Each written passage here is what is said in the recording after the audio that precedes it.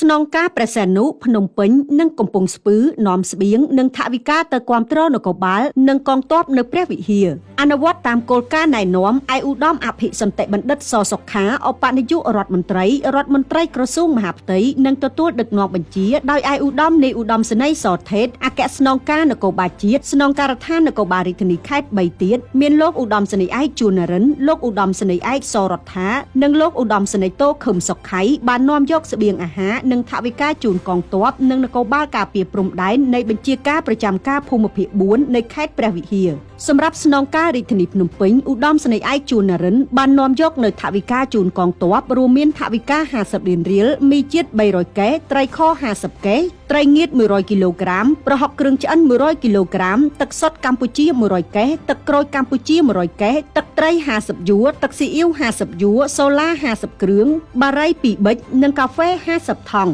ចំណែកខាងនគរបាលការពារព្រំដែនវិញស្នងការរាជធានីបានផ្ដល់ជូនថវិកាចំនួន80លានរៀលមីជាតិ700កេសត្រីខ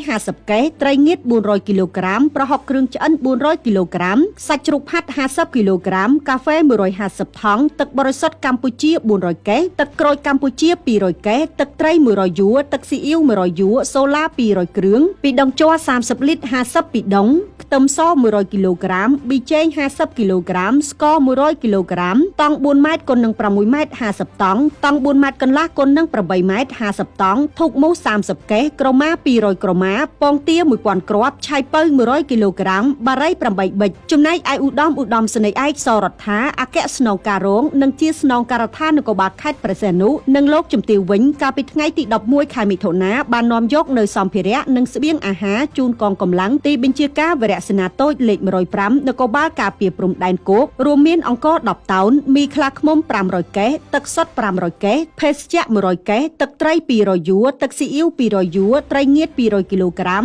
សាច់ក្រក200គីឡូក្រាមអំបិល300គីឡូក្រាមប៊ីចេង100គីឡូក្រាមខ្ទឹមស400គីឡូក្រាមនិងថវិកាស្នងការ